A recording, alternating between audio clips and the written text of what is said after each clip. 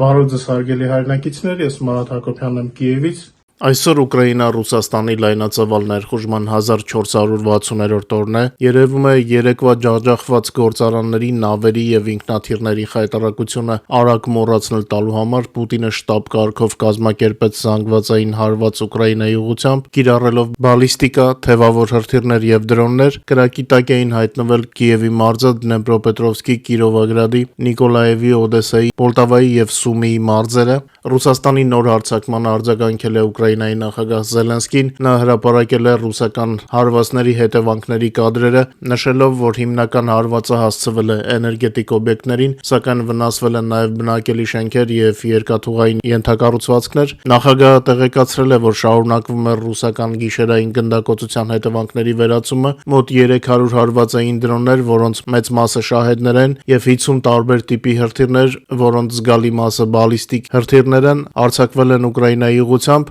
Ցավոք Ֆաստովի շրջանում հարվածից մարդ է զոհվել, ով չգիտե ասեմ, որ Ֆաստովի շրջանը Կիևի մարզում է։ Նախագահը ցավակցություններ է հայտնել զոհի հարազատներին և մերձավորներին։ 8 մարդ վիրավոր է, նրանց թվում 1 երեխա, տեղեկացրել է Զելենսկին։ Նա նշել է, որ Ռուսաստանը ուժեղացնում է հարվածները Ուկրաինայի քաղաքացիական ենթակառուցվածքների վրա, և դրանով Պուտինը ցույց է տալիս, որ մտադիր չէ խաղաղության շուրջ բանակցել։ Մոսկվան շարունակում է ավելի շատ ներդրումներ անել հարվածների, քան դիվանագիտության մեջ։ Միայն այս շաբաթվա ընթացքում Ռուսաստանը Ուկրաինայի դեմ արձակել է ավելի քան 1300 հարվածային դրոն, ավելի քան 1400 կառավարվող ավիառումբեր և 96 տարբեր տեսակի հրթիռներ, այդ թվում մի քանի տասնյակ բալիստիկ հրթիռներ։ Հենց այդ պատճառով մենք պետք է ուժեղացնենք մեր հոպը, անհրաժեշտ են համակարգեր, որոնք արդյունավետ են աշխատում բալիստիկ հրթիռների դեմ։ Զելենսկին շնորհակալություն է հայտնել բոլոր գործընկերներին, ովքեր համատեղ գնումների մեխանիզմով և իրենց մատակարարումներով օգնում են մեզ հոպ հրթիռների ձեռքբերման հարցում։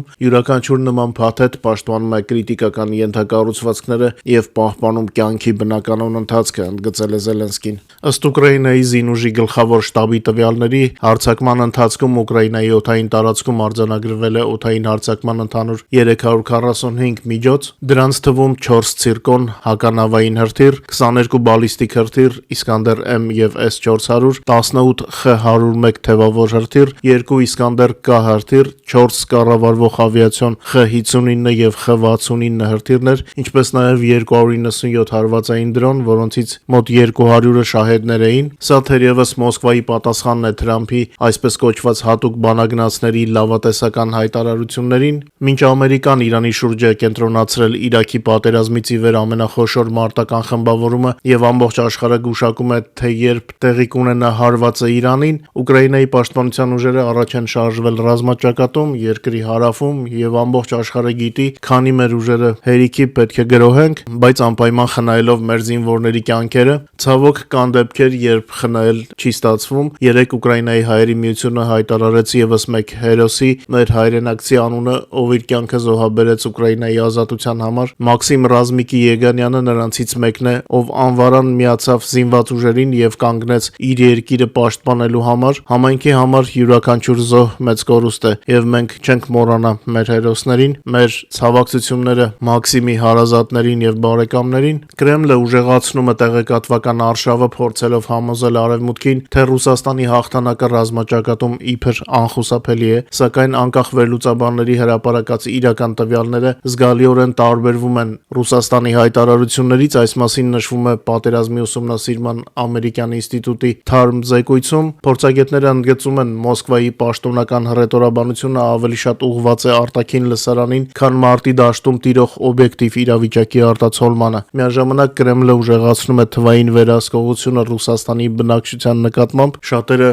արդեն վիճակը Ռուսաստանում անվանում են թվային գուլագ։ Բայց քանի դեռ Ռուսաստանը փորձում է հաղթանակներ և նվաճումներ նկարել, պատկերել, ուկրաինական Ֆլամինգոն Ռուսաստանի վրա հարձակման ժամանակ թևավոր հրթիռների հարվածի հեռահարության համաշխարհային ռեկորդ է սահմանել։ Ովքեր բաց են թողել տեղեկատվությունը Ռուսաստանին հասցված երեկվա հարվածների մասին, անպայման դիտեք երեկվա եթերը։ Տրամադրության բարձրացումը երաշխավորված է։ Հանգիստ գիշերները ավարտվել են նաև Ուկրաինայի սահմանակից Ռուսաստանի մարզերի բնակիչների համար և Պուտինի երկրի տարածքում այս անհանգստության գոտին օրեցօր ընդլայնվում է։ Նախորդին բացի սահմանամերձ շրջաններից տագնապալի էր նաև Սարատովի մարզի բնակիչների համար, ուր այցելել էին բարի դրոնները եւ խոցել են նավթավերամշակման գործարանը։ Ուկրաինայի զինված ուժերի գլխավոր հրամանատար Ալեքսանդր Սիրսկին կարծում է, որ պատերազմը փակուղի չի մտել, դրա պատճառը Ռուսաստանի կորուստներն են եւ ուկրաինական բանակի հարձակողական գործողությունները։ 25 թվականը դարձավ առաջին տարին, երբ Ռուսաստանի կորուստները գերազանցեցին օկուպանտների համալրմանը, նշել է գեներալ Սիրսկին։ Զորահրամանատարի խոսքով, չնայած անցյալ տարի օկուպանտներին հաջողվել է մոբիլիզացնել եւ բանակ զորակոչել 406,000 մարդ, զավթիչների ընդհանուր կորուստները սպանվածներով եւ վիրավորներով կազմել են շուրջ 418,000 զինվոր։ Սիրսկին նաեւ հավելել է, որ 25 թվականը իսկապես բարդ էր Ուկրաինայի համար, սակայն պաշտպանության ուժերին հաջողվել է ոչ միայն զսպել թշնամուն, մասնավորապես Պոկրովսկի ուղղությամբ, այլև իրականացնել հարձակողական գործողություններ, մասնավորապես ուկրաինական հարձակումներ են եղել Դաբրապոլիայի մոտ եւ Կուպյանսկում, ինչն ի վերջո հերքեց դիկտատոր Պուտինի հայտարարությունը քաղաքի իբր զավթման մասին։ Արևմուտքը շարունակում է օգնությունը Ուկրաինային, չնայած Ֆիցոյի եւ Օրբանի նմանների խոչընդոտներին, Ուկրաինան կստանա 600 միլիոն եվրո էներգետիկ օբյեկտների վերանորոգման համար։ Իդեպ Եվրոպան ոչ միայն օգնում է Ուկրաինային, այլև զինվում է։ Եվրոմիությունը ձևավորում է անվտանգության նոր համակարգ Ռուսաստանի սպառնալիքների պատճառով։ Եվրոպական 5 երկրներ ծրագրում են հայտարարել ռազմական դրոնների մեջ ներդրումների պլանի մասին պաշտպանության արդյունաբերությունն ամրապնդելու համար։ Ուկրաինայի պատերազմը ցույց տվեց, թե ինչպես որսացող դրոնները կարող են այլընտրանք դառնալ թանկարժեք զենիթային հրթիռներին, գրում է Reuters-ը։ Փաստացի այս պատերազմը ցույց տվեց, որ ՆԱՏՕ-ի ստանդարտները, որոնք շատերի համար անհասանելի չափանիշներ էին թվում, բավական ետ են մնացել իրական կյանքից, եւ հիմա ՆԱՏՕ-ի անդամ երկրները Ուկրաինայի հետ են փորձում վերազինվել, որպեսզի ժամանակակից պատերազմի պայմաններին կարողանան համապատասխանել։ Իսկ այս ընթացքում ռուսական տանկերը փորձում է ճեղքել Ամերիկայի շրջափակումը եւ դիզելային վառելիք հասցնել Կուբա։ Սա շատ հետաքրքիր իրավիճակ է, արդյոք Ամերիկան կգրավի այդ տանկերը, թե Պուտինին կհաջողվի բարձրացնել իր միջազգային հեղինակությունը Կուբային օգնելով, ավելի ճիշտ, արդյոք Թրամփը դա նրան թույլ կտա։ Միևնույն ժամանակ, ըստ իսրայելական 12-րդ հեռուստաալիքի տվյալների, Սպիտակ տան ղեկավարը առայժմ զսպում է հարված է Իրանին իր հատուկ բանագնացների Ստիվ Ուիթկոֆի եւ Ջարեդ Քուշների խնդրանքով։ Ըստ հեռուստաալիքի, Թրամփը համաձայնել է սպասել եւս 1-2 օր, որպեսզի պարզի արդյոք Իսլամական Հանրապետությունը կտա ընդունելի պատասխան, թե ոչ։ Նույնիսկ Ամերիկայի նախագահի մերձավոր խորհրդականները չեն կարող ասել նա կսպասի, թե հարձակման որոշում կկայացնի ավելի շուտ։ Համաձայնեք, որ տարօրինակ իրավիճակ է, որ Իրանին հարվածելու որոշումը ընդունում են մարդիկ, որոնց կապը քաղաքականության հետ խիստ անհամոզիչ է։ Անձամբ ինձ նրանք հիշեցնում են ժամանակակից Շորին ու Շորշորին, միգուցե մի փոքր ավելի հաջողակ, քան հայկական ֆիլմի հերոսները, բայց չգիտեմ, ասոցիացիաները շատ են այդ կերպարների հետ։ Իդեպ ամերիկյան դատարանի որոշումից հետո Թրամփը բարձրացրել է գլոբալ մաքսատուրքերը 10-ից մինչև 15%, դե մարդն ուզում է բարձրացնել մաքսատուրքերը եւ վերջ, ով ինչ կարող է ասել, հա։ Գերմանիայի կանցլեր Ֆրիդրիխ Մերցը հայտարարել է, որ կմեկնի Վաշինգտոն Թրամփի հետ քննարկելու մաքսատուրքերի հետ կապված փոփոխված իրավիճակը։ Գերմանիայի կանցլերը Թրամփին կներկայացնի Եվրոպայի միասնական դիրքորոշումը սակագների վերաբերյալ։ Ըստ Bild 30 տվյալների, Գերմանիայի կանցլերը մարտի սկզբին այց կկատարի Ամերիկա, որտեղ սպասվում է, որ կհանդիպի Թրամփի հետ։ Հանդիպումը Սպիտակ տանը նախատեսված է մարտի 3-ին, դե տեսնենք ինչ կստացվի Մերցի մոտ։ Նախագահ Զելենսկին ազգային անվտանգության եւ պաշտպանության խորհրդի քարտուղար Ռուստեմ Ումերովի հետ քննարկել է Ուկրաինայի եւ Ռուսաստանի միջև նոր բանակցությունների նախապատրաստման աշխատանքները։ Նրա խոսքով պետությունը ամեն օր շարունակում է հատուկ աշխատել, որպեսզի բանակցությունների հաջորդ փուլը կարողանա արդյունավետ դառնալ։ Կիևը կանի անհրաժեշտ ամեն ինչ եւ հաստատ խոչընդոտ չի լինի խաղաղության համար։ Միևնույն ժամանակ Վաշինգտոնը տեսավ, որ խնդիրը Մոսկվայի մեջ է։ Մեջբերեմ, անցյալ անգամ Ժնևում ամերիկյան կողմը հստակ տեսավ, որ հենց ռուսների պատճառով են բացակայում իրապես նշանակալի արդյունքները եւ հաջորդ հանդիպումը պետք է դարձնել ոչ դատարկ։ Դա հնարավոր է։ Մենք այսօր Ռուստեմ Ումերովի հետ քննարկել ենք բանակցությունների նախապատրաստման որոշ ասպեկտներ, ասել է Զելենսկին։ Ումերովին հանձնարարվել է ավելի շատ աշխատել Մերձավոր Արևելքում եւ Թուրքիայում Ուկրաինայի բարեկամների հետ, որպեսզի այնտեղ զգան իրենց ներգրավվածությունը եւ կարողանան ավելի շատ օգնել։ Զելենսկին երախտագիտություն է հայտնել բոլորին, ովքեր իսկապես պատրաստ են աջակցելու Ուկրաինային եւ մեր պետությանը։ Լրացուցիչ նա ազդարարել է եվրոպացիների հետ նոր հանդիպումների մասին։ Մեջբերեմ հաջորդ շաբաթ արդեն պլանավորված են նաեւ իմ հանդիպումները եվրոպական գործընկերների հետ։ Մենք մանրամասն կկոորդինացնենք գործողությունները, որպեսզի Եվրոպան ներկա լինի բոլոր գործընթացներին եւ միայն ավելի հզորանա, ամփոփել է Ուկրաինայի նախագահը։ Իսկ այդ ընթացքում ռազմաճակատում մարտերը շարունակվում են։ Նախորդին ռազմաճակատում տեղի է ունեցել 138 մարտական բախում, որոնց ընթացքում Ուկրաինայի զինված ուժերը լիկվիդացրել են 890 օկուպանտի եւ նրանց 1967 միավոր տեխնիկան եւ սպառազինությունը։ Ուկրաինայի գլխավոր շտաբը նաեւ հայտնել է, որ լայնամասշտաբ պատերազմի սկզբից ի վեր լիկվիդացված օկուպանտների թիվը հասել է 1,259,780-ի, այսինքն վաղը թիվը 1,260,000-ից կանցնի։ Ինչպես արդեն ասացի, ուկրաինացի պաշտպաններին հաջողվել է առաջ խաղացում գրանցել ռազմաճակատի որոշակի հատվածներում, հիմնականում հարավում։ Մինչ մեր հաղորդման մյուս թեմաներին անցնելը, խնդրում եմ օգտագործել YouTube-ի գործիքները